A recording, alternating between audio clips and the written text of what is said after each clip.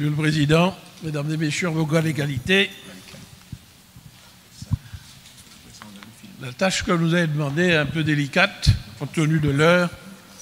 On nous a demandé de tenir dans les 10 minutes. C'est difficile. Et je sais que parmi mes collaborateurs qui travaillent beaucoup, je vais peut-être créer des frustrations parce que nous avons, pour le bilan, constaté que nous avions beaucoup d'actions importantes que nous avons réalisées en 2020, et je ne remonte même pas jusqu'à 2016. Il est très difficile, aussi bien dans le domaine des infrastructures, dans le domaine de la recherche agroalimentaire, puisque je préside le pôle agro-ressources et de recherche, le domaine de la formation professionnelle, ou voir des travaux imprévus, de parler de tout. Donc nous avons dû faire une sélection. C'est ainsi que je ne vous parlerai pas du lycée Schellcher, je ne vous parlerai pas de l'aménagement de la maternité de Redoute, je ne vous parlerai pas de la réhabilitation du domaine culturel de Fonds-et-Jacques, ni des nouveaux lycées ou collèges de Sainte-Marie, à la Charpentier. Je ne vous parlerai pas de la traversée du Lorrain, de la traversée du Gros-Monde, mais j'espère que tous ces projets, il y en a d'autres encore, feront l'objet de communications futures par de publications. Donc je ne parlerai que des dossiers qui sont dans le diaporama qui suit. Parce qu'il a fallu faire un choix. Nous avons choisi de vous parler du pôle universitaire parce qu'il n'est pas très médiatisé. Je remercie d'ailleurs le collègue qui en a parlé avant moi. Je rappelle le bref descriptif. C'est la construction sur une plateforme de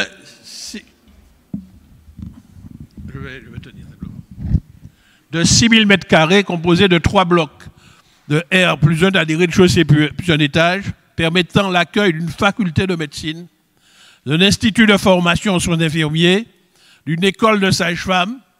Le bâtiment se répartit en 2 zones, l'administration d'un côté, l'enseignement de l'autre, séparés par une rue. Vous voyez le bâtiment, en tout cas, vu le prochain bâtiment, le futur bâtiment, c'est sa maquette qui est là en vue aérienne. C'est un projet architectural qui intègre des préconisations de la haute qualité environnementale, notamment la ventilation naturelle et les techniques de pointe, avec une alimentation de réseaux informatiques par fibre optique et une couverture Wi-Fi totale. Ce pôle universitaire de santé, nous l'avons estimé à 22 millions. Nous avons pu obtenir un financement de l'État à 47,40%. Le reste est financé par la CTM. Dans une parcelle qui juste le CHUM, donc à côté du centre hospitalier, une superficie de 3 hectares, de 19,5 A, qui a été cédé à titre gracieux par la ville de Fort-de-France. Je tenais à le mentionner puisque nous avait été reproché de ne pas le dire. La ville a contribué en mettant le terrain à notre disposition. Le chantier est déjà avancé puisque le président a posé la première pierre le 24 octobre 2019 et dès le lendemain, nous posions la seconde. Et nous n'avons pas arrêté depuis. La fin prévisionnelle, c'est le 3e trimestre 2021. Au moment où nous parlons, le chantier est à 30% en global. Mais pour le gros œuvre, dont vous voyez une photo là, aujourd'hui, il est déjà à 85% du gros œuvre. Voilà pour le pôle universitaire de santé. J'ai choisi également, et je m'excuse auprès des collaborateurs, puisqu'ils m'ont fait beaucoup de propositions, il fallait faire un choix. J'ai choisi de porter à votre connaissance l'aménagement du port territorial de Grand-Rivière, et c'est en lien, ça fait la suite avec ce que le collègue qui m'a précédé, Louis Boutrin, parlait. Nous avons tenu, dans chacun des APIT, des aménagements portuaires d'intérêt territorial, mettre des aménagements, là où ils existaient déjà, les restaurer, et là où ils n'existaient pas encore, de le créer. Et à Grand-Rivière, nous aurons un magnifique ouvrage. À Grand-Rivière, lorsque nous sommes arrivés, nous avions vu qu'il y avait des équipements lourds. C'est vrai, il y a le port, avec une digue rocheuse.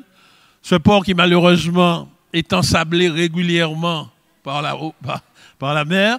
Nous devrons là, et nous sommes en train de le faire un désensablement régulier, mais nous avons tenu à mettre un aménagement dont vous voyez la maquette ici, là, où il y aura des abris. Non, c'est pas la maquette, c'est une photo déjà. Où il y aura donc des abris pour les marins pêcheurs, une halle de vente et machines à glace, un parking pour les véhicules légers et les véhicules lourds, une allée piétonne et de l'éclairage public avec des lampes LED, c'est-à-dire basse consommation. C'est une superstructure de 686 mètres carrés sur le pas de plancher. Le coût, 2 millions. Nous avons pu obtenir une subvention du FEAMP à hauteur de 60%, 1,2 million. Certains ont trouvé que c'était trop pour les marins pêcheurs de Grand-Rivière et nous avons sans cesse à dire qu'il n'est pas simplement destiné à ceux de Grand-Rivière, mais tous les marins pêcheurs du Grand Nord pourront y être logés. Donc j'ai voulu faire un zoom là-dessus. Dans un autre domaine, on m'a confié des responsabilités sur le secteur agroalimentaire et bioressources, plus précisément ce qui se passe au PARM. Alors PARM, je rappelle, au départ, ça voulait dire Pôle agroalimentaire régional de Martinique, mais nous ne sommes plus une région, nous sommes devenus un territoire, il a fallu trouver un nom. Le conseil d'administration a souhaité garder l'acronyme PARM, et PARM est devenu le Pôle agro-ressources et de recherche de Martinique.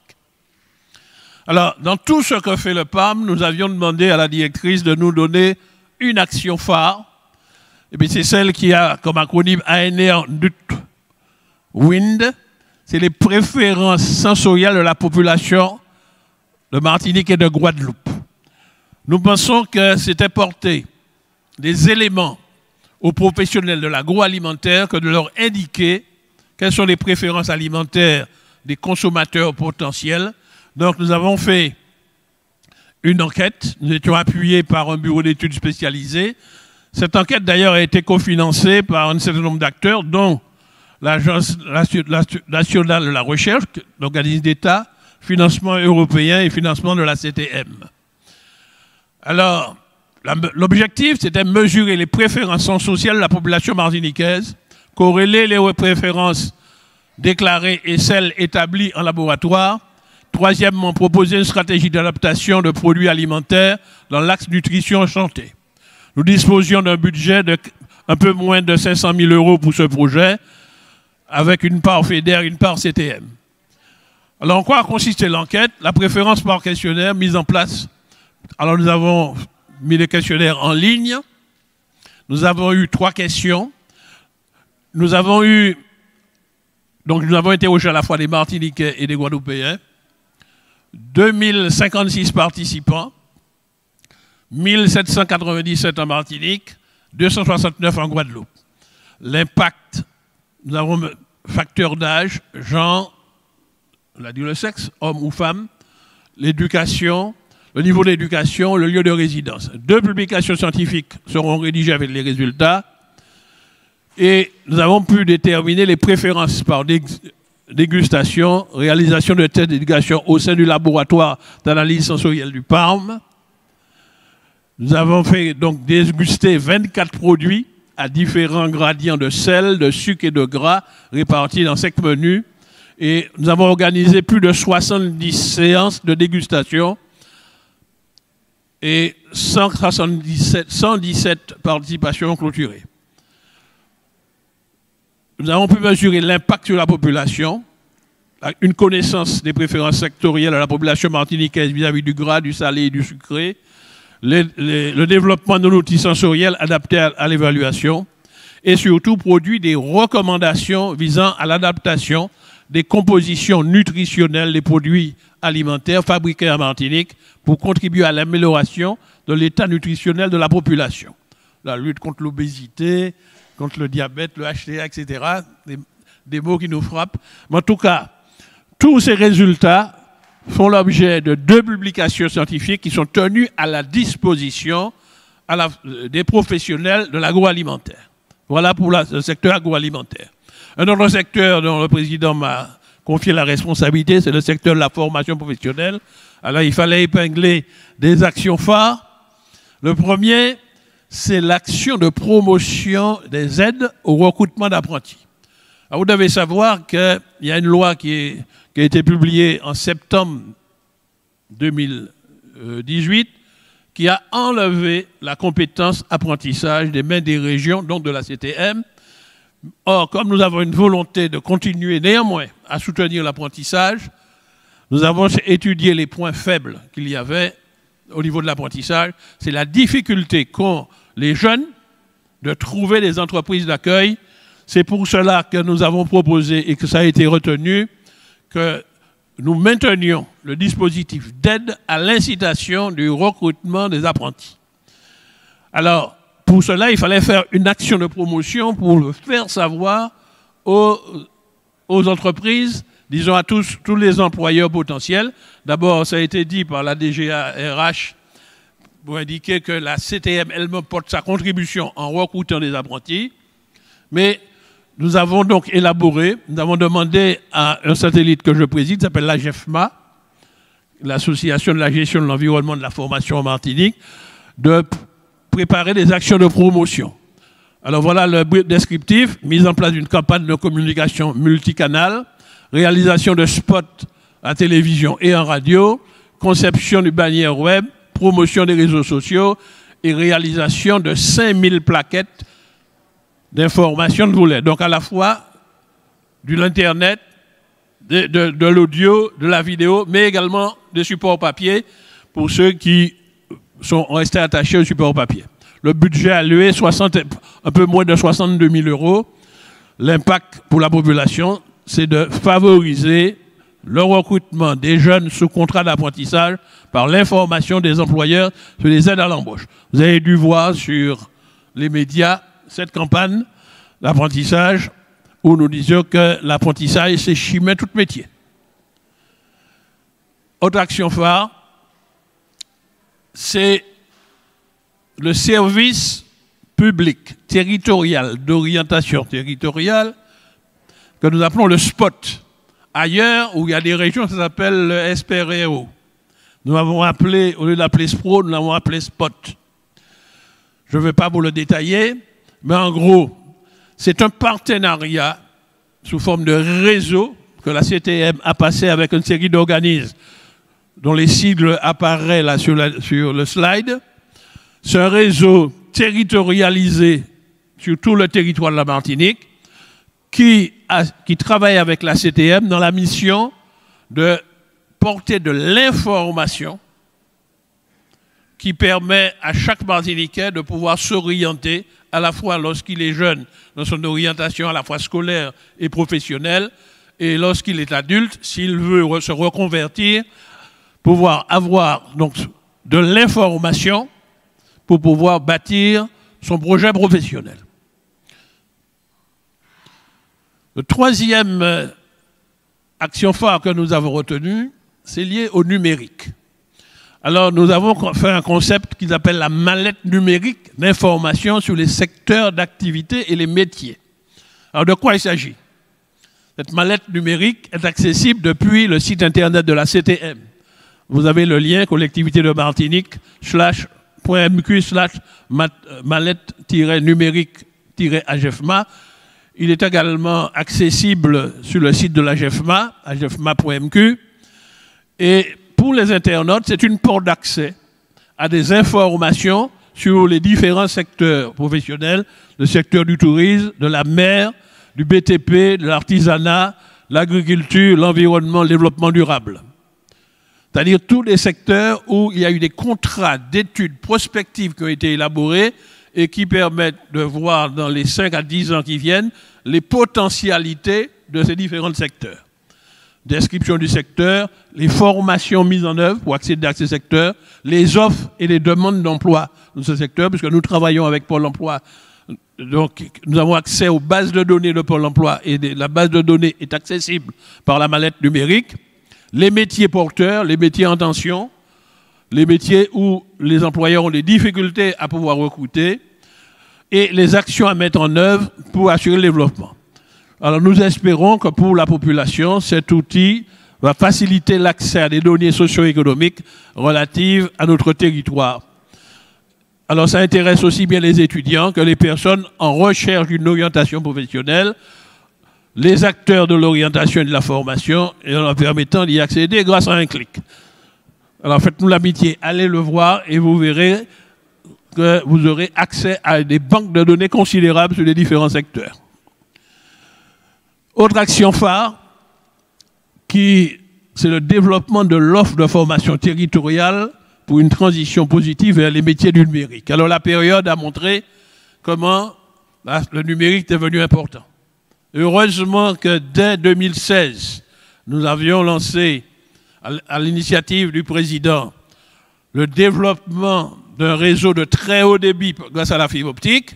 Donc le réseau est en train de se construire. Je rappelle qu'il sera réalisé à 100% en 2022, parce que c'est une opération longue. L'objectif, c'est de couvrir tout le territoire, mais il faut en même temps développer à la fois les usages, et la collègue Marinette Torpy est beaucoup intervenue là-dessus pour soutenir les acteurs socio-économiques sur les usages, mais aussi il faut former les collaborateurs, les salariés de ces entreprises, ceux qui ont des projets, il faut les former à ce nouveau métier du numérique, aussi bien pour assurer sa maintenance que pour le développement des usages.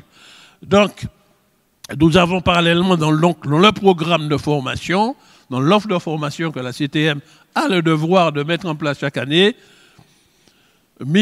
prévu donc des formations dans les métiers du numérique. L'objectif, c'est d'élever les compétences des futurs entrants dans la profession et de renforcer la performance des entreprises qui ont animé et orienté l'action de la CTM. Alors l'impact, évidemment, triple objectif, la formation des publics à ces nouveaux métiers, l'accompagnement des entreprises, le développement de l'offre de formation territoriale et la crise, je le disais au début, sanitaire de 2020 a mis en exergue le besoin de poursuivre cette transformation digitale, de professionnaliser la ressource humaine par un rebond positif de l'économie. Voilà la contribution que nous portons compte tenu du domaine de compétences de la formation professionnelle. Et enfin, il y a toujours les imprévus, et je vais terminer sur ces imprévus, c'est les intempéries. Alors, déjà en avril 2019, nous avons eu des pluies qui ont créé des dégâts, mais surtout sur la région centre, vers le Lamentin, etc. Et des travaux sont en train de se faire à Roche-Carré, en particulier, le territoire du Lamentin et sur le territoire du Robert. Mais dans la première quinzaine du mois de novembre, nous avons encore ça en mémoire, la Martinique, et en particulier, on parle beaucoup du nord Atlantique, a subi des pluies diluviennes qui ont entraîné beaucoup de dégâts. Je dois vous dire aussi que dans le centre et même dans le sud, nous avons eu des dégâts et nos services se sont rapidement mobilisés. Et je veux, par l'intermédiaire de ceux qui sont présents, transmettre des remerciements parce que nous sommes mobilisés depuis la Toussaint jusqu'au 17 novembre sur le programme PIST, qui est le plan d'intervention des services techniques pour pouvoir réagir très rapidement dès que les conditions de sécurité étaient remplies, c'est-à-dire une fois la calmie revenue, nos services d'astreinte se sont mobilisés et avec l'appui d'entreprises, nous avons immédiatement entrepris des travaux pour rétablir la circulation. Mais tout cela a un coût, donc je communique rapidement les coûts.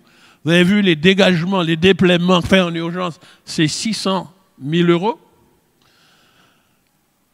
Nous avons eu vraiment des catastrophes sur la RD15 qui traverse le territoire de Sainte-Marie, qui part depuis le Lamentin jusqu'au Marigot. Des catastrophes à Mont-Théodore, où la route est encore coupée. Les travaux à faire sont évalués à 800 000 €. Toujours sur la même RD15,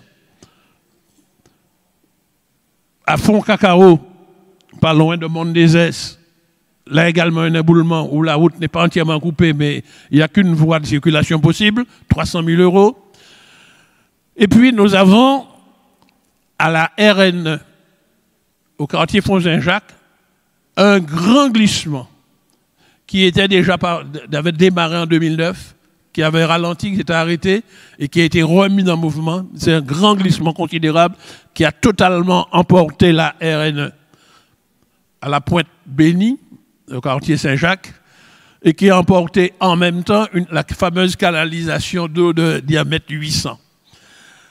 Alors nous avons pu rétablir la canalisation, il y aura un slide pour la canalisation tout à l'heure, Et nous avons commencé les travaux de remise en état de la route, mais je dois dire modestement que ce sera provisoire, parce que le glissement continue. Nous allons entreprendre des travaux considérables pour tenter de ralentir le glissement, parce que les géotechniciens nous disent que l'arrêter complètement, ce sera vraiment un travail de titan. C'est un peu comme à la médaille où le glissement continue lentement, mais il faut essayer de le ralentir. Alors vous voyez, pour l'établissement de la route, c'est estimé à 900 000 €, les travaux ont commencé. Le dévoiement provisoire pour se substituer une nouvelle canalisation en PEHD, disons en plastique pour aller vite, déformable, c'est quand même 700 000 € qui ont déjà été réalisés. Et puis nous avons, sur le territoire du Lamentin, sur la RN 2006 qui relie le Lamentin au François, disons l'ancienne route nationale, il y a un glissement qui a démarré en 2019, qui était ralenti et qui a encore redémarré. Nous envisageons de commencer des travaux au premier trimestre de l'année 2021, 1 million. Parce qu'il va falloir forer des pieux de 8 à 10 mètres de profondeur, toute une batterie de pieux, pour essayer d'arrêter le glissement. En tout cas, les études montrent qu'on pourra peut-être arriver à l'arrêter, mais c'est quand même 1 million. Et puis, il y a toute une série de glissements sur tout le territoire, ce qu'on appelle des talus aval, ou parfois des talus amont, ou des ouvrages hydrauliques sur la route qui n'étaient pas entretenus depuis très longtemps, évidemment à l'occasion des pluies qui se sont un peu effondrées. Et puis il y a tous les riverains qui se plaignent que l'eau pluviale le long des routes pénètre sur leurs propriétés. Donc nous avons évalué tous ces travaux à 5,2 millions. Et puis, évidemment, partout où les chaussées ont été emportées, il va falloir les refaire 1,2 million. Ce qui fait que l'estimation, c'est 11 millions pour des dégâts qui sont passés sur les pluies de la Toussaint et les pluies du 11 novembre.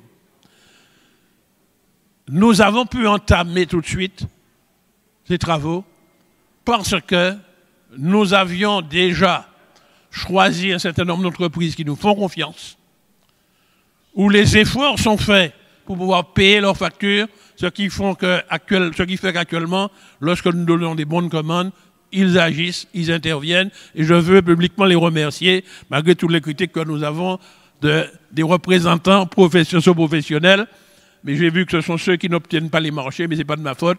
Nous faisons des appels d'offres.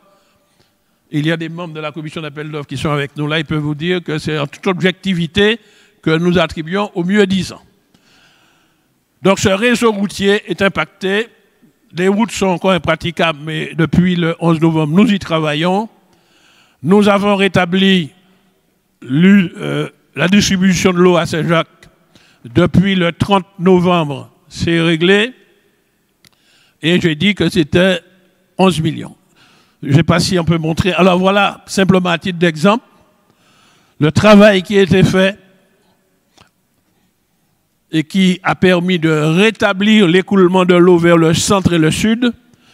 Vous voyez, il a consisté à interrompre l'eau qui circulait dans le diamètre 800 et le substituer par les tuyaux en plastique que vous voyez là, grâce au concours des riverains qui ont accepté que les tuyaux soient déposés sur leur propriété, parce qu'il fallait dévoyer, c'est-à-dire enlever le tuyau de la voie, le mettre sur le bord. C'est sûr que les riverains ont accepté. Tout le monde n'accepte pas comme ça de bon gré. Ils l'ont accepté d'abord verbalement, ensuite nous avons fait des documents, ce qui nous a permis de pouvoir commencer les travaux sur la voie. Voilà les travaux qui ont coûté 700 000 €. Voilà ce que je voulais vous dire comme action phare que nous avons réalisée dans les derniers temps. Je vous remercie pour votre attention.